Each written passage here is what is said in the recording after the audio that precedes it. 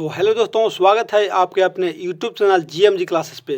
दोस्तों, आज आप लोग के लिए लेकर आ गए हैं बीएसईबी 12th फाइनल एग्जाम 2024 के लिए सब्जेक्ट केमिस्ट्री का अर्थात रसायन विज्ञान का एसपीडीएफ ब्लॉक के तत्व, जो बहुत ही मस्ट वेरी इंपॉर्टेंट साबित होने वाला है। बता दूं कि इस पाठ से बार बार जो पूछे जाने वाला जो प्रश्न है, मात्र वही वाला जो प्रश्न लेकर आया हूं जो बार बार पूछता है। तो वीडियो को लास्ट तक जरूर देखेगा और जो भी इस चैनल पर नए होंगे तो चैनल को सब्सक्राइब करके बेल आइकन को प्रेस कर दीजिएगा।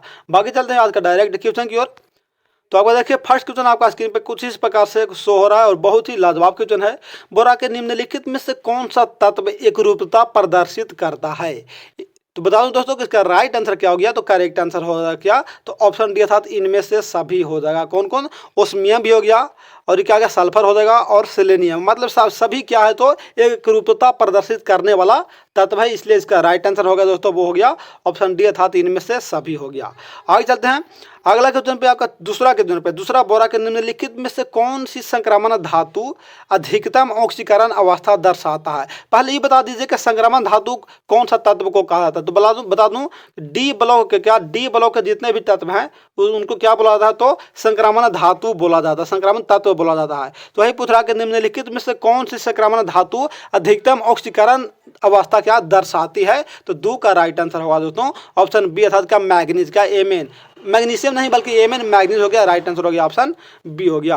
आगे चलते हैं अगला क्वेश्चन पे तीसरा बोरा के तनु एवं अल्प क्षारीय KMnO4 के घोल को कहा जाता है। मतलब कि तनु अल्प क्षारीय KMnO4 के घोल को क्या कहा जाता है, कौन सा नाम से जाना जाता है? तो तीन का राइट आंसर होगा दोस्तों ऑप्शन सी अर्थात वियर अभिकर्मा। क्या बोला जाता है? वियर अभिकर्मा का बोला जाता है। करेक्ट आंसर ऑप्शन सी हो गया। चलिए आगे चलते हैं आपका अगला क्वेश्चन चौथा क्वेश्चन कुछ इस प्रकार से आपका स्क्रीन पे दिखाई दे रहा है। क्या बोल रहा है कि जिंक सल्फाइड अर्थात ZnS का रंग होता है, जिंक सल्फाइड ZnS का रंग कौन सा कलर का होता है? Zinc sulphide. तो चार का राइट आंसर होगा दोस्तों ऑप्शन ए अर्थात श्वेत प्रकार का। कौन सा होता है कलर उसका? तो उजला। क्या श्वेत होता था तो उसको क्या बोलते हैं? तो उजला बोला जाता है, व्हाइट बोला जाता है। राइट आंसर ऑप्शन ए हो गया।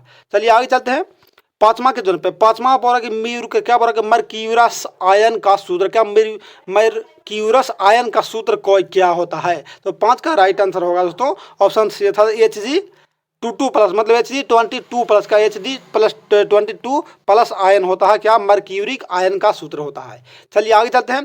देखिए बता दूं कि चैनल पर जितना भी ऑब्जेक्टिव क्वेश्चन बताया गया है वो पैसा कम माल ज़्यादा, मतलब क्वेश्चन कम टाइम कम और क्वेश्चन ज़्यादा बताया गया है। तो इसलिए बोलते हैं वीडियो को लास्ट तक जरूर देखेगा। और बता दूं कि मेरा ये सेकंड चैनल है, मेरा फर्स्ट चैनल का नाम है गुरु मस्ती JNMT। वहाँ चैप्टर बाय चैप्टर ऑब्जेक्टिव बताया गया है, तो वहाँ भी जाकर यूट्यूब पर सर्च मार के गुरु मस्ती JNMT को चैप्टर बाय चैप्टर ऑब्जेक्टिव देख सकते हैं। बाकी फिलहाल चल रहे हैं अभी GMG क्लासेस पे, तो इसको भी आप लोग फुल सपोर्ट करिए, लाइक सब्सक्राइब एंड शेयर करके। इस पर भी बहुत मस्ट वेरी इंपॉर्टेंट ऑब्जेक्टिव चल रहा है जो फाइनल एग्जाम के लिए है। देखिए छठा क्वेश्चन आपका स्क्रीन पे दिखाई दे रहा है कि किसी संक्रमण तत्व X का +3 ऑक्सीकरण अवस्था में विन्यास क्या बोला 3D4 का इस तरह से लिखा गया है 3D4 है। तो X का परमाणु संख्या कितना हो, X का जो परमाणु संख्या हो जाएगा वो कितना हो जाएगा? तो 6 का राइट आंसर होगा क्या 25 होगा। क्या? तो 25 X का जो परमाणु संख्या हो जाएगा वो कितना होगा? तो 25 होगा। करेक्ट आंसर ऑप्शन ए हो गया। चलिए आगे चलते हैं अगला क्वेश्चन पे। आपका सातवां क्वेश्चन बोला सोना धातु अर्थात सोना धातु को किससे सूचित करते हैं? तो AU से सूचित करते हैं। सोना धातु का ऑक्सीकरण संख्या होता है, सोना धातु का ऑक्सीडेशन नंबर जो होता है वो कितना होता है? तो 7 का राइट आंसर होगा दोस्तों ऑप्शन ए +1 होता है। क्या? +1 होता है। करेक्ट आंसर ऑप्शन ए हो गया। चलिए आगे चलते हैं आठवां के तौर पे। आठवां क्या बोल रहा है? देखिए आप लोग का छठ हो, दिवाली हो या किसी भी तरह के फेस्टिवल हो, उसमें आप लोग का पढ़ाई नहीं छोड़ना है, बल्कि एग्जाम के लिए क्या, एग्जाम के लिए इंतजार नहीं करना है, बल्कि परिश्रम करना, मेहनत करना, कोशिश करना है। क्योंकि इंतजार करने वालों के लिए उतना ही मिलता है जितना मेहनत करने वाले छोड़ जाते हैं। इसलिए आप लोग एग्जाम के लिए इंतजार नहीं करिए, बल्कि कोशिश करिए कि कहीं भी हो सके और टॉप 10 में नाम आ सके। तो चलते हैं आगे। आठवां के जो बोरा के निम्न में से कौन सा उभयधर्मी ऑक्साइड है? मतलब इन चारों ऑप्शनों में से जो कौन है जो उभयधर्मी ऑक्साइड अपना प्रदर्शित करता है? तो 8 का राइट आंसर हुआ दोस्तों ऑप्शन ए हो गया। क्या? CR2O3। क्या? CR2O3 है जो क्या उभयधर्मी ऑक्साइड प्रदर्शित करता है, इसलिए राइट आंसर होगा दोस्तों ऑप्शन ए हो गया। चलिए आगे चलते हैं नौमा के तौर पर। नौमा देखिए क्या बोल रहा है। नौमा बोल रहा है कि निम्न में डी ब्लॉक के तत्व है, मतलब कि कौन कौन है डी ब्लॉक? GD है, HS है, ES है या CS है? तो देखिए उसको ट्रिक आप लोग देखे होंगे क्या, ट्रिक वाला वीडियो अगर आप लोग नहीं देखे हैं तो इस चैनल के डिस्क्रिप्शन में दे दिया गया है लिंक, उसका जाकर ट्रिक वाला वीडियो देख लीजिए। हेनी अगारकर 0 रन, ओवर स्टाइल से टिपो, नाना पाटेकर ऐसे सब बिंदास, फिर कल बाहर आई ऑटो, साइंस टीचर विनीता कुमारी मैडम, फेविकोल नहीं छूटेगा जनाब। मतलब ये वाला जो ट्रिक आप लोग का याद हो जाएगा ना तो हमें गारंटी है कि क्या आप कभी भी पीरियोडिक टेबल अपने से लिख सकते हैं, समझे। तो 9 का राइट आंसर क्या हो गया, तो 9 का करेक्ट आंसर हो जाएगा ऑप्शन बी हो जाएगा, अर्थात एचएस हो जाएगा। चलिए चलते हैं आगे। आपका अगला क्वेश्चन पे 10वां क्वेश्चन पे, 10वां क्वेश्चन क्या बोल रहा है, 9वां क्वेश्चन हम लोग देख पाए, 10वां क्वेश्चन पे चलते हैं। 10वां क्वेश्चन बोल रहा है कि निम्न में से किस समूह को सिक्का धातु कहा जाता है, मतलब कौन सा समूह है जिसका सिक्का धातु के नाम से जाना जाता है। तो 10 का राइट आंसर हो गया दोस्तों ऑप्शन ए हो गया, क्या सीयू मतलब कॉपर, ये जी क्या होता है चांदी, और ये क्या होता है सोना। तो कॉपर, चांदी और सोना को सिक्का धातु के नाम से जाना जाता है। जैसे कि आप लोग पता है ना कि सिक्का मतलब क्या, रुपया जो बनाया जाता है वो किसी से, तो कभी कॉपर का भी होता है, चांदी का भी सिक्का आप लोग देखे होंगे और सोना का भी देखे होंगे, इसलिए बोला जाता है सिक्का धातु का नाम से किसको किसको जाना जाता है। तो करेक्ट आंसर ऑप्शन ए हो गया।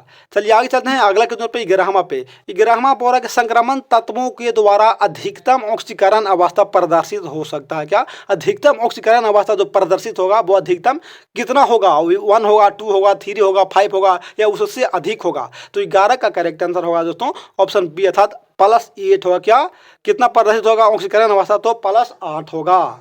चलिए आगे चलते हैं। 11वां हो गया 12वां पे, बोल रहा कि अम्लीय पोटेशियम परमैंगनेट रंगहीन होता है। मतलब क्या बोल रहा है कि अम्लीय जो पोटेशियम परमैंगनेट है वो क्या होता है, रंगीन नहीं बल्कि रंगहीन होता है। वो किसके कारण से होता है, तो 12 का करेक्ट आंसर होगा दोस्तों ऑप्शन मोर लवण। क्या मोर लवण से जो पोटेशियम परमैंगनेट है वो रंगहीन दिखाई देता है। तो करेक्ट आंसर ऑप्शन सी हो गया। चलिए आगे चलते हैं, धीरे धीरे कदमों से आगे बढ़ते हुए अगला क्वेश्चन की ओर। 13वां बोल रहा है कि अम्लगन का आवश्यक अवयव है। क्या अम्लगन का जो आवश्यक अवयव है मतलब अनिवार्य अवयव है वो कौन सा है, फेरस है, पीबी है, एचजी है या क्रोमियम है। तो 13 का करेक्ट आंसर होगा दोस्तों ऑप्शन सी, अर्थात एचजी। क्या एचजी, इसको क्या बोलते हैं, एचजी को मरकरी के नाम से जाना जाता है। मतलब मरकरी अम्लगन का आवश्यक अवयव है। करेक्ट आंसर ऑप्शन सी हो गया। चलिए आगे चलते हैं। देखिए एसपीडीएफ का ब्लॉक का जो तत्व है ना वो बार बार बहुत ही निचोड़ के पूछ ही देता, समझे। चलिए आगे चलते हैं थोड़ा सा, 1 मिनट के 14 के बोल रहा है। 14 में क्या बोल रहा है कि अमोनियम पर मैग्नेट का, अमोनियम मैग्नेट का सूत्र क्या होता है, अमोनियम मैग्नेट का जो सूत्र होता है वो क्या होता है दोस्तों। तो 14 का राइट आंसर हो गया क्या ऑप्शन बी, NH4 का, NH4 का होल्ट वाइज MnO4 होता है। क्या अमोनियम मैग्नेट का क्या सूत्र होता है। करेक्ट आंसर ऑप्शन बी हो गया। चलिए आगे चलते हैं अगला क्वेश्चन पे 15वां क्वेश्चन पे। 15वां क्वेश्चन क्या बोला दोस्तों, 15वां वर्ग के निम्न में से कौन सा तत्व है जो उभयधर्मी ऑक्साइड बनाता है। मतलब उभयधर्मी ऑक्साइड प्रदर्शित कौन करता है, फेरस करता है, कॉपर करता है, जिंक करता है या कैल्शियम करता है। तो बता दो दोस्तों कि 15 का जो करेक्ट आंसर हो गया वो हो जाएगा ऑप्शन सी, था जिंक है जो क्या करता है तो उभयधर्मी ऑक्साइड की तरह क्या प्रदर्शित करता है। करेक्ट आंसर ऑप्शन सी हो गया। चलिए आगे चलते हैं अगला क्वेश्चन पे 16वां क्वेश्चन पे। 16वां बोल रहा दोस्तों कि कौन है जो प्रथम संक्रमण श्रेणी से संबंधित नहीं है। देखिए इसके ऊपर विशेष फोकस कीजिएगा, क्या नहीं है पूछ रहा है। देखिए एग्जाम में याद रहते भर में भी गलत मार्क करा रहे हैं और रूम पर मिलाते हैं तो बोल रहे कि अरे यार मेरा तो एक गलत हो गया, यहाँ नहीं पूछ रहा था लेकिन हम है सोच कर मार दिए। लेकिन इसको आप लोग विशेष फोकस कीजिएगा क्योंकि मैं जितना भी ऑब्जेक्टिव क्वेश्चन बताया हूँ इस चैनल पे सभी को जो नहीं था उसको मैं बार बार फोकस कर दिया हूँ, कलर कर दिया हूँ ताकि सभी को समझ में आ जाए। तो बता दूं दोस्तों को 16 का जो राइट आंसर हो गया वो हो जाएगा ऑप्शन सी, अर्थात एजी हो जाएगा। क्या एजी हो जाएगा, वो क्या हो गया प्रथम संक्रामक श्रेणी से संबंधित नहीं रखता है। बाकी फेरस रखता है, मिनेडियम रहता है और कॉपर इससे संबंधित रखता है। बाकी चलते हैं आगे अगला क्वेश्चन पे 17वां पे। 16वां क्वेश्चन हो गया 17वां देखिए क्या पर थोड़ा सा छोटा कर दे ताकि आप लोग को सही से दिखाई देवे और याद करने में कोई दिक्कतें नहीं होगा। 17वां बोल रहा कि मरकरी अर्थात पारा किस कारण से कमरे के ताप पर द्रव अवस्था में मिलने वाली अकेली धातु है। मतलब क्या पारा के अलावा और ऐसा कोई धातु ना है जो कि द्रव अवस्था में मिलने वाला अकेला धातु है। तो 17 का राइट आंसर क्या हो गया, तो 17 का करेक्ट आंसर हो गया दोस्तों ऑप्शन ए हो गया। मतलब किसके कारण दिखाई देता है तो अपनी बहुत उच्च आयन एंथैल्पी व दुर्बल धात्विक बंध के कारण जो पारा है जो क्या मतलब कि द्रव अवस्था में पाया जाने वाला अकेला धातु है। तो करेक्ट, ये तो आप लोग को पता है कि क्या द्रव अवस्था में पाया जाने वाला धातु कौन सा है तो पारा हो गया, मरकरी हो गया। लेकिन किसके कारण से तो आप लोग याद कर लीजिएगा आज के बाद कि अपनी बहुत उच्च आयन एंथैल्पी व दुर्बल धात्विक बंध के कारण क्या बता रहा वो द्रव अवस्था में पाया जाता है। बाकी चलते हैं आगे। अगला क्वेश्चन पे 18वां देखिए क्या है। देखिए आप लोगों को कोई भी दिक्कत होगा, कोई भी समस्या होगा तो इस चैनल के जितना भी वीडियो पड़ा हुआ है कोई भी एक वीडियो में जाकर आप वहाँ से आप लोग कमेंट कर देंगे, बाकी उस कमेंट का बहुत जल्द से रिप्लाई कर दिया जाएगा और सोल्यूशन कर दिया जाएगा।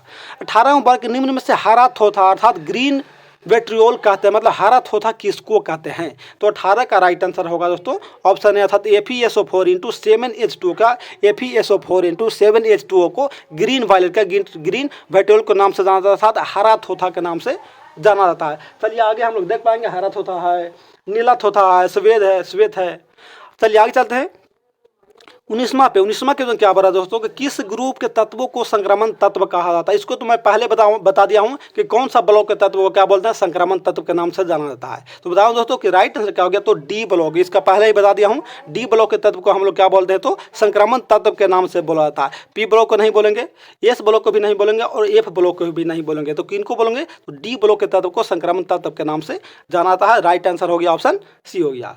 चलिए आगे चलते हैं 20 पे क्या बोल रहा है, 20 पर दोस्तों के निम्न में से कौन सा एक प्रथम संक्रमण श्रेणी का तत्व नहीं है? देखिए इसको फिर से फोकस करिए आप लोग, क्या नहीं है जो पूछ रहा है समझे। लोहा हो गया, क्रोमियम हो गया, मैग्नीशियम हो गया या निकल हो गया। तो 20 का राइट आंसर होगा दोस्तों ऑप्शन सी अर्थात मैग्नीशियम है जो क्या प्रथम संक्रमण श्रेणी का तत्व नहीं हो गया। कौन, तो मैग्नीशियम Mg, क्या Mg है जो क्या प्रथम संक्रमण श्रेणी का तत्व नहीं हो गया। बाकी इसके अलावा जितना भी तत्व है, मतलब लोहा है, क्रोमियम है, निकल है, वो सब क्या हो गया, तो संक्रमण श्रेणी के तत्व के अंतर्गत आता है, लेकिन मैग्नीशियम नहीं आता है। विशेष रूप से आप लोग इसको याद कर लीजिएगा। बाकी चलते हैं आगे 21 में क्या बोला दोस्तों, 21 में बोला कि विद्युत चुम्बक बनाने के लिए सर्वोपयोगी पदार्थ कौन सा है? मतलब विद्युत चुम्बक बनाने के लिए सबसे जो उपयोग किया जाने वाला, सबसे अधिक उपयोग किया जाने वाला जो पदार्थ है वो किसको प्रयोग किया जाता है? नरम लोहा को, स्टील को, या कॉपर निकल अवयव को, या एल निको को। तो 21 का करेक्ट आंसर होगा दोस्तों ऑप्शन ए अर्थात आप लोगों को पता है कि किसको, तो विद्युत चुम्बक बनाने के लिए अधिकतर किसको प्रयोग करते हैं, तो नरम लोहा को प्रयोग करते हैं। करेक्ट आंसर हो गया ऑप्शन ए अर्थात नरम लोहा हो गया। चलिए आगे चलते हैं 22 में क्या बोल, थोड़ा सा छोटा कहते हैं दोस्तों, बोल के अस्थि क्या बोल रहा है कि अस्थिर राख मुख्यतः है। अस्थिर राख जो मुख्यतः वो क्या है? अस्थिर राख मुख्यतः क्या, एक मिनट थोड़ा सा कहाँ चले गए भाई, थोड़ा सा एक मिनट अस्थिर राख पूछ रहा है, अस्थिर राख मुख्यतः क्या है? तो 22 का जो करेक्ट आंसर हो गया दोस्तों वो हो गया ऑप्शन बी अर्थात कैल्शियम फॉस्फेट। क्या कैल्शियम फॉस्फेट हो जाएगा जो अस्थिर राख के नाम से जाना जाता है। करेक्ट आंसर ऑप्शन बी हो गया। चलिए आगे चलते हैं 23 में क्या बोल रहा है दोस्तों, 23 में बोल रहा है कि गोताखोरी में श्वसन हेतु यंत्रों में किन गैसों का मिश्रण प्रयुक्त किया जाता है? मतलब गोताखोरी में तो समझ रहे हैं, पानी में डूबी हुई वस्तु को, छिपी हुई वस्तु को आदमी वहां जाता है और रिसर्च करके बाहर ले आता है। उसी में बोल रहा है कि जो श्वसन लेने के लिए जिस यंत्र का प्रयोग करता है उसमें कौन सा गैस का मिश्रण किया जाता है? तो 23 का राइट आंसर होगा दोस्तों ऑप्शन सी अर्थात हीलियम और ऑक्सीजन का। क्यों हीलियम करता है? क्योंकि हीलियम सबसे हल्की धातु है और ऑक्सीजन तो पता है कि ऑक्सीजन के बिना हम लोग जीवित नहीं रह पाते हैं। तो करेक्ट आंसर हो गया ऑप्शन सी हो गया। चलिए आगे चलते हैं 24 में क्या बोल रहा है दोस्तों कि निम्न में से कौन सा हाइड्रोजन बंधन नहीं बनाता? चलिए इसको विशेष फोकस करिएगा, नहीं बनाता। क्या बोल रहा कि निम्नलिखित में से कौन हाइड्रोजन बंध नहीं बनाता है? NH3 हो गया, H2 हो गया, HCl हो गया या HF हो गया। तो 24 का राइट आंसर होगा दोस्तों ऑप्शन सी अर्थात का HCl, मतलब क्या हाइड्रोक्लोरिक अम्ल है ना जो दोस्तों, वो क्या करता है, तो हाइड्रोजन बंध नहीं बना पाता है। और इसके अलावा मतलब HCl के जो अलावा NH3 है, N2O है या HF है, वो सब क्या करता है, तो हाइड्रोजन बंध बना पाता है। लेकिन जो HCl है हाइड्रोक्लोरिक अम्ल है वो कभी भी नहीं बना पाता है। इसलिए राइट आंसर हो गया दोस्तों ऑप्शन सी हो गया, क्योंकि हम लोग को नहीं पूछ रहा था। चलिए आगे चलते हैं, धीरे धीरे कदम से आगे बढ़ते। 25वां क्वेश्चन पे 25वां वर्ग के निम्न में से कौन सा एक उभयधार्मी ऑक्साइड है? पीछे क्या बोला कि कौन सा एक उभयधार्मी ऑक्साइड नहीं है, लेकिन आगे पूछ रहा है कि कौन सा उभयधार्मी ऑक्साइड है पूछ रहा है। देखिए एग्जाम में सभी पूछ जाता है, इजी भी पूछता है एंड हार्ड भी पूछ जाता है। तो टेंशन लेना नहीं बल्कि टेंशन देना है, क्योंकि आप लोगों को पता है कि रख हौसला वो मंदिर भी आएगा और प्यासे के पास चलकर समंदर भी आएगा। और ऐसे थक कर मत बैठ ऐ मेरे मंदिर के मुसाफिर, क्योंकि एक दिन मंदिर भी मिलेगी और मिलने का मजा भी आएगा। इसलिए आप लोग को टेंशन नहीं लेना है। टॉप 10 में लिस्ट में नाम लाने के लिए प्रतिदिन वीडियो को देखते रहिए। आगे देखिए 25 में क्या बोल रहा था कि कौन सा उभयधार्मी ऑक्साइड है पूछ रहा था। तो 25 का राइट आंसर हो गया ऑप्शन डी होगा, ZNO है जो क्या उभयधार्मी ऑक्साइड प्रदर्शित करता है। और इसके अलावा Na2O है, SO2 है और B2O2 है, वो सब क्या है, तो उभयधार्मी ऑक्साइड नहीं प्रदर्शित कर पाता है। लेकिन हम लोग का यहाँ पूछ रहा है जो करता है उसको, तो करेक्ट आंसर ऑप्शन डी हो गया। बाकी चलते हैं आगे 26 पे। 26 में क्या बोला दोस्तों, थोड़ा सा छोटा कहते हैं। 26 में बोला कि निम्न में से कौन सा सबसे प्रबल ऑक्सीकारक पदार्थ है। सबसे प्रबल जो ऑक्सीकारक पदार्थ है वो कौन सा होगा दोस्तों, तो 26 का राइट आंसर हो गया ऑप्शन ए F2। क्या F2 मतलब क्या है, तो सबसे ऑक्सीकारक मतलब प्रबल मतलब सबसे मजबूत है, सबसे मजबूत पदार्थ है, समझे। आगे चलते हैं 27 पे। 27 में क्या बोला दोस्तों कि निम्न में से किसके आयनिक विभव का मान अधिकतम होता है। आयनिक विभव का मान क्या बोला, सबसे अधिक होता है वो पूछ रहा है। तो 27 का राइट आंसर होगा दोस्तों ऑप्शन सी अर्थात पी की किसका, तो पी का सबसे क्या होता है, आयनिक विभव का मान सबसे अधिकतम होता है। करेक्ट आंसर ऑप्शन सी हो गया। चलिए आगे चलते हैं 28 में बोला दोस्तों कि निम्नलिखित में से कौन हाइड्रोजन बंधन नहीं बनाता। चलिए इसमें भी देख लीजिए, हाइड्रोजन बंधन नहीं बनाता, नहीं पे विशेष फोकस कीजिएगा। तो क्या हो गया दोस्तों, तो 28 का राइट आंसर हो जाएगा ऑप्शन सी HCl। फिर से लगता है कि वही रिपीटेशन क्वेश्चन आ गया, क्योंकि रिपीट अभी जस्ट पीछे देखे थे, समझे। तो राइट आंसर ऑप्शन सी। चलिए रिपीट हो गया तो पहले इसको क्या मार लीजिए, वेरी वेरी इंपॉर्टेंट मार लीजिए फॉर एग्जाम 2024 के लिए, क्योंकि बार बार रिपीट कर रहा है। चलिए आगे चलते हैं 29 पे। 29 में बोला क्या बोल रहा है कि XeF4 का आकार होता है। XeF4 का जो आकार होता है वो कैसा होता है, तो 29 का राइट आंसर हो गया दोस्तों स्क्वायर आकार के प्लेनर होता है। क्या स्क्वायर, क्या स्क्वायर प्लेनर होता है, स्क्वायर प्लेनर होता है। करेक्ट आंसर ऑप्शन बी हो गया। चलिए आगे चलते हैं 30 पे। 30 पे क्या बोला दोस्तों, 30 में इस प्रकार से बोल कर निम्नलिखित में से सबसे प्रबल लिविस अम्ल कौन। सबसे प्रबल लिविस अम्ल पूछ रहा है, यहाँ एसिड पूछ रहा है कि सबसे प्रबल लिविस अम्ल कौन है। तो 30 का राइट आंसर होगा दोस्तों ऑप्शन डी था, तो क्या BI3। क्या BI मतलब क्या, बिस्मथ। BI मतलब क्या होता है, बिस्मथ। इसमें 3 उसको ऐड कर दिया गया है, तो सबसे लिविस प्रबल अम्ल हो गया। करेक्ट आंसर ऑप्शन डी हो गया। बाकी चलते हैं आगे 31 पे। 31 में वर्ग हीलियम का मुख्य स्रोत क्या है। हीलियम का जो सबसे हल्की धातु है, क्या हल्की तत्व है, हीलियम का मुख्य स्रोत कौन सा है। हवा है, रेडियम है, मोनाजाइट है या जल है। तो 31 का करेक्ट आंसर होगा दोस्तों ऑप्शन सी था, मोनाजाइट। का हीलियम का सबसे मुख्य जो स्रोत है दोस्तों वो हो जाएगा monazite. Correct answer option C हो गया। चलिए आगे चलते हैं 31 हो गया 32 पे। 32 में क्या बोल रहा है, थोड़ा सा फोकस करते हैं यहाँ पास। आप लोग तो अभी जानने का क्या ट्रेंडिंग में बेचारा कैमरामैन, फोकस करो। क्या बोल 32 के निम्नलिखित में से सबसे कम भास्मिक अम्ल का, सबसे कम भास्मिक नहीं बल्कि भास्मिक अम्ल कौन है। तो 32 का करेक्ट आंसर होगा दोस्तों क्या, थोड़ा सा 32 का हो गया राइट आंसर ऑप्शन सी NI3 है, जो उसका सबसे कम भास्मिक अम्ल हो गया। राइट आंसर ऑप्शन सी हो गया। चलिए आगे चलते हैं।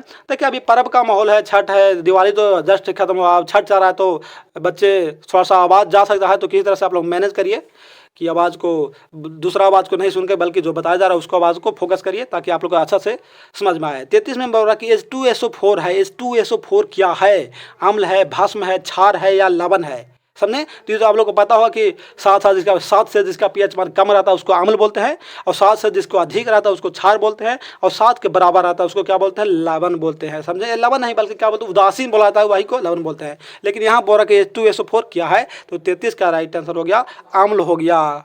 क्या हो गया, अम्ल हो गया, क्योंकि इसका pH मान जो है जो 7 से कम है। क्या 7 से कम है। चलिए आगे चलते हैं 34 पे। 34 में क्या पढ़ा था दोस्तों, क्योंकि नाइट्राज, क्या नाइट्रस ऑक्साइड था DN2। इसको क्या बोलते हैं, नाइट्रस ऑक्साइड को हंसाने वाला गैस, क्या बोलते हैं इसको, हंसाने वाला गैस बोलते हैं नाइट्रस ऑक्साइड को। तो नाइट्रस ऑक्साइड अर्थात N2O क्या है, अम्लीय है, क्षारीय है, उदासीन है या उभयधर्मी है। तो 34 का राइट आंसर होगा दोस्तों ऑप्शन सी अर्थात उदासीन। मतलब क्या है, इसका जो pH मान है वो 7 के बराबर है। वही ना, जाहिर सी बात होगा कि 7 के बराबर है तब तो उदासीन है। तो राइट आंसर ऑप्शन सी हो गया। चलिए आगे चलते हैं 35 पे। 35 में क्या बोला दोस्तों, थोड़ा सा छोटा करते हैं ताकि आप लोग को सही से दिखाई देवे। 35 में बोला कि नाइट्रिक ऑक्साइड का वायु द्वारा ऑक्सीकरण करने पर प्राप्त लाल भूरे गैस का सूत्र कौन है। प्राप्त लाल भूरे गैस का सूत्र कौन है, इसको भी EMI मार लीजिए, मस्ट इंपोर्टेंट फॉर एग्जाम 2024 के लिए। तो 35 का राइट आंसर होगा दोस्तों ऑप्शन सी अर्थात NO2। क्या NO2 है जो क्या है, नाइट्रस जो ऑक्साइड है वो क्या है, तो लाल भूरे गैस का सूत्र किसका, तो वायु द्वारा ऑक्सीकरण करने पर प्राप्त लाल भूरे गैस का जो सूत्र है दोस्तों वो NO2 है। करेक्ट आंसर ऑप्शन सी हो गया। चलिए आगे चलते हैं 36 पे। 36 में क्या बोला, उप धातु है। क्या बोला, उप धातु क्या है, कौन सा है उप धातु। तो बता दूं तो कि 36 का राइट आंसर होगा दोस्तों ऑप्शन बी अर्थात SB। क्या SB है जो क्या उप धातु के अंतर्गत आता है। करेक्ट आंसर ऑप्शन, क्या यहाँ चल गया भाई, ऑप्शन बी हो गया। चलिए आगे चलते हैं 37 पे क्या बोला दोस्तों कि श्वेत फास्फोरस को किस द्रव में रखते, क्या श्वेत फास्फोरस को कौन सा द्रव में रखा जाता है? जल में रखेंगे, केरोसिन तेल में रखेंगे, एथिल एल्कोहल में रखेंगे या क्लोरोफॉर्म में रखेंगे? तो 37 का राइट आंसर होगा दोस्तों ऑप्शन था जल में रखा जाता। किसमें? तो जल में रखा जाता श्वेत फास्फोरस को। द्रव में कौन सा द्रव में? तो जल में, समझे। आगे ये तो केरोसिन तेल है तो इसको तो सोडियम को रहता है, क्या एन सोडियम को किस में रहते? तो केरोसिन तेल में रहते। लेकिन हम लोग का केरोसिन सोडियम नहीं पूछ रहा था बल्कि श्वेत फास्फोरस पूछ रहा था। तो राइट आंसर ऑप्शन ए हो गया। चलिए आगे चलते हैं 38 पे।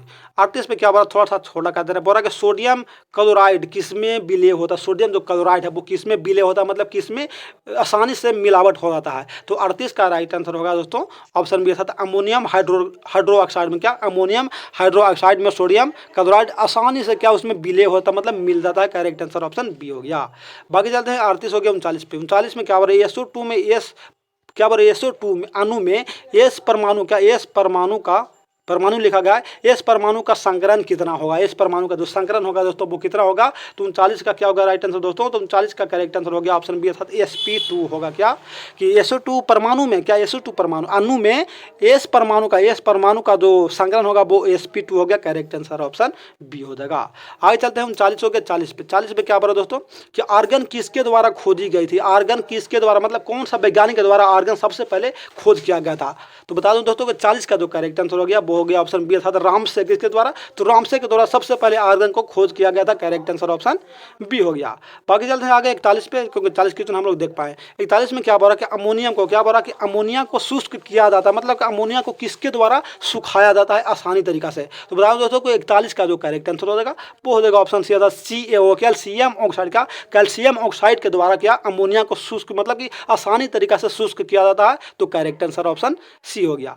बाकी चलते हैं आगे 42 हो गया 42 पे। 42 में वर्ग निम्नलिखित में से त्रिभाषमीय क्या वर्ग त्रिभाषमीय कौन सा, मतलब त्रिभाषमीय क्षारक है जो कौन सा है? तो 42 का करेक्ट आंसर होगा दोस्तों ऑप्शन डी होगी H3PO4 का। H3PO4 का हम लोग किसके अंतर्गत रखेंगे? तो त्रिभाषमिक अम्ल के, त्रिभाषमिक पदार्थ या त्रिभाषमिक अभिक्रिया के द्वारा रखेंगे। तो करेक्ट आंसर ऑप्शन डी हो गया।